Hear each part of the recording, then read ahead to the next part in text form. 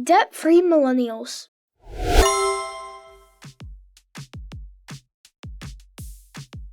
Cash Kids, we have another special guest on the Cash Kid podcast today. Just like I'm trying to reach my generation and build a better financial future, she's dedicated to changing the financial education of hers. She's someone who self-taught herself into becoming a financial expert and wrote a book to help us Cash Kids do the same. Stay tuned. The Cash Kid podcast is underway.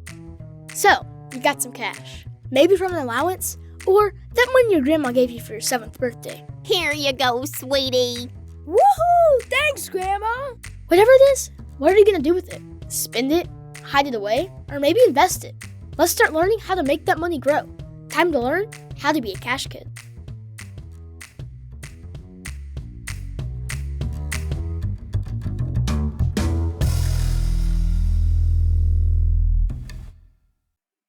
Joining us today is Mrs. Justine Nelson. Justine is the founder of Debt-Free Millennials and YouTube channel aimed at helping millennials improve their financial situation. She is here to tell us about her financial education book for kids, what she's doing today to help fight for more financial education, getting millennials out of debt, and much more. Welcome to the show, and first off, tell us a little bit about yourself. Thank you so much for having me. This is so awesome. Glad to be on the show. My name is Justine Nelson. I am the founder of Debt-Free Millennials, and I help millennials crush debt, achieve financial confidence that leads to more fun and fewer payments. My journey with personal finance actually started when I was a sophomore in college. I was doing my homework at the time when I got a phone call from my mom.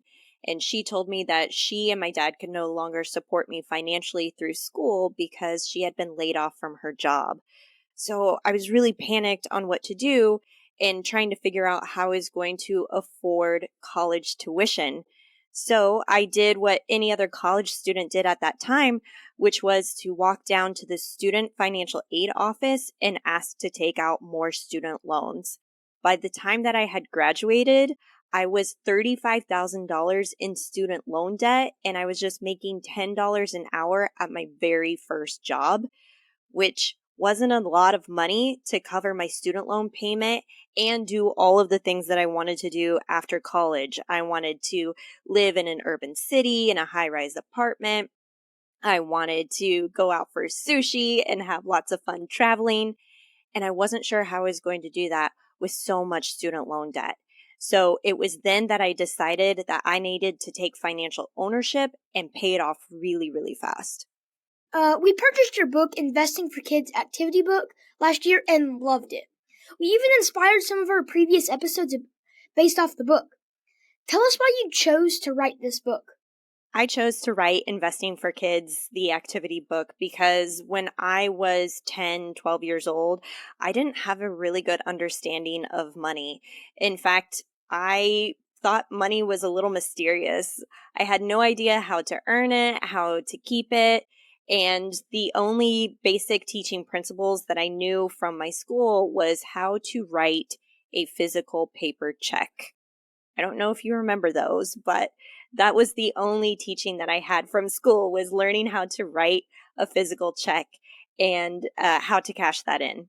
And really, finance is so much more than writing physical checks. And I'm not sure if a lot of people do that anymore. So money is constantly evolving. And I wanted to write this book as a way to guide individuals and kids on how to access money, invest it, and grow it. So tell us about your website and YouTube channel, Debt-Free Millennials. Why did you start this initiative? Yeah, so going back to my story, I eventually paid off all of my student loan debt in 2 years, 5 months on a $37,000 salary. And through that journey and my experience of being very disciplined with my budget, learning how to invest, and really making strides in my career to earn more money, I found more and more of my friends and family were coming to me for financial advice. So I decided to start a business out of it. And one thing that really attracted me about running my own business was that I could use whatever platform that I wanted, which I love that you're using a podcast. And for me, a YouTube channel was the perfect match for somebody who enjoys being on camera, talking about financial topics, and helping others hone their skill set in financial literacy. What's the biggest obstacle you find millennials face in getting out of debt and living payment free? I think the biggest obstacles millennials are facing right now is just not knowing where to start. There's so many different challenges that people face when it comes to their money that it can be very overwhelming. So just getting that starting point is probably the biggest obstacle that I see. Do you feel there is a lack of financial education given to kids, and why? Yes, I do. Knowing from my personal experience growing up in the public education system and going back to the physical check experience, I didn't find that money was accessible and learning about money was accessible from my public education. And so if we were to infuse more personal finance programs inside of our education curriculum, and I'm sure you have thoughts on this too, um, being in school and perhaps not getting that personal finance learning from school, I think having a structured program in place would be so beneficial for kids.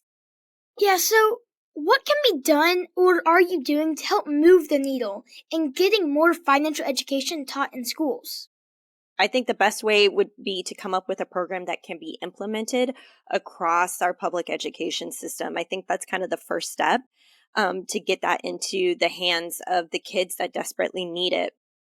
In addition to that, I love that there are podcasts like yours and video channels out there that can really teach kids how to save, earn, grow, and invest their money. If you can take what we can use inside of schools in addition to what we can learn outside of school, kids are going to go really far. Yeah, so what do you think is different for my generation to consider about our financial future than generations before us? That's a great question. I think one thing that your generation is going to really have to think about is your college education and how affordable that's going to be. So, reconsidering your approach to college, looking and actively, proactively looking for scholarships or looking at part time jobs. And more importantly, talking about the costs of college with your family. I saw a lot of my peers go out of state for school, and it ended up costing them 3 times as much than staying in state for college. So, talking about the benefits and the disadvantages of things like going out of state or staying in state for school is going to be a big conversation that you'll want to have with your family. What would you say to parents and kids my age on how to set themselves up for a great financial future? Talk openly about money and talk about money often.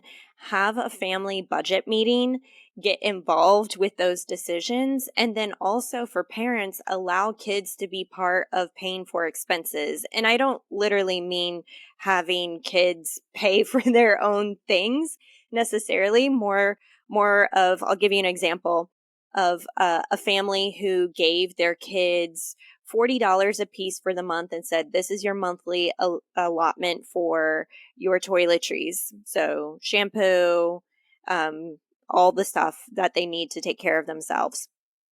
And so they would give their kids the money and then have them go out and purchase it. And it was the purchase decisions that those kids made was really different because they knew that they had just a finite resource, just a budgeted amount of money to work with. And it helped them be a part of the family's decision making process inside of their monthly expenses. So I think that's a really great way to keep the conversations open around money. Yeah, so what are some ways kids today can start making money and saving it? One of the activities that I have inside of the book is called Money is Everywhere. And basically, the idea is you already have a skill that you can make money at. So, whenever I'm thinking about making money and starting to save it, think of the things that you already enjoy doing. Maybe you really like toddlers and babies. Perhaps you can babysit, or maybe you're really good at making things in the kitchen. So maybe you want to sell baked goods. Whatever it is, you can take that skill and turn it into a money making activity. So I would encourage you to just list out all the things that you enjoy doing. Maybe you really enjoy sports. How could you then become a coach for somebody who may be 2 or 3 steps behind you? So maybe you're really good at shooting free throws and you want to teach somebody who may be 3 years younger than you and have them sign up for free throw lessons and get paid for it. One issue I feel my generation faces is we want instant gratification. How can we overcome this mindset? Making money, learning a skill, investing, and watching it grow is not an instant thing in the real world. I think you can have both. I think you can have instant gratification and make money over a long period of time. So one of the other activities that I mentioned in the book is an activity called Now or Later. And so it's about one kid, Nicholas, who spends $5 every single week on candy, and then he saves $0 for a game that he actually wants. When his friend Lucy still buys candy, but she only spends $1 every week, and then she saves the rest for the same game. She ends up saving in a shorter amount of time than Nicholas, and she still got to spend on the fun stuff. So I think you absolutely can have both. It's just a matter of being strategic about how you are saving for the things that you really, really want that may take a little bit more time to get there, and also have fun in the process. You can still spend a little bit of money on the things that you really like, do it on a cheaper version, and then also spend and save on the things in the long run. Yeah. Is there anything we haven't asked you that you would like to share with our audience? I think the biggest thing for kids when it comes to personal finance is have a sense of curiosity, which I think kids naturally already have, but get curious about money and ask questions. Ask the adults in your life why they chose the careers that they did. Ask them what's their best piece of financial advice that they would give to a 12-year-old. I think the more curious that you get about those money questions, the more that you're going to have open conversations with adults that are going to be a bit surprised in the beginning that you're asking the questions. But I think it's really a great way to open up the conversations so that you can learn from those around you and learn from the adults who've already been there so that you can make the most out of your financial life. So if you would like to learn more, I highly recommend heading over to Amazon and picking out the Investing for Kids activity book. I think it's a great resource just to get some hands-on learning experience, and you don't necessarily have to have money in order to do these activities. And then if you want to dive deeper, you can check out the Debt Free Millennials YouTube channel, where I talk about personal finance in all different areas to help you level up with your money. Mrs. Justine, we appreciate your time and your expertise. Thank you for joining us on the Cash Kid podcast and boosting the financial knowledge of fellow Cash Kids everywhere. Cash Kids, we have more terms, discussions, and skills to learn. Thank you for tuning into this episode.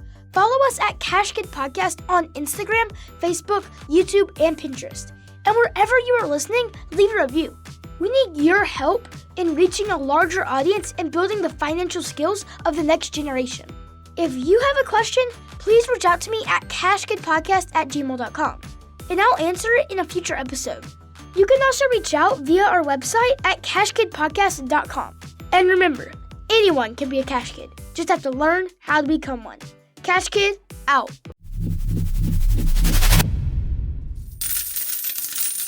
The information presented represents the views and opinions of the guest. This podcast does not intend to provide personal investment advice. This content has been made for informational and educational purposes only. To make a full and informed investment decision, we advise you to speak with a financial advisor. And for kids, definitely your parents first before investing.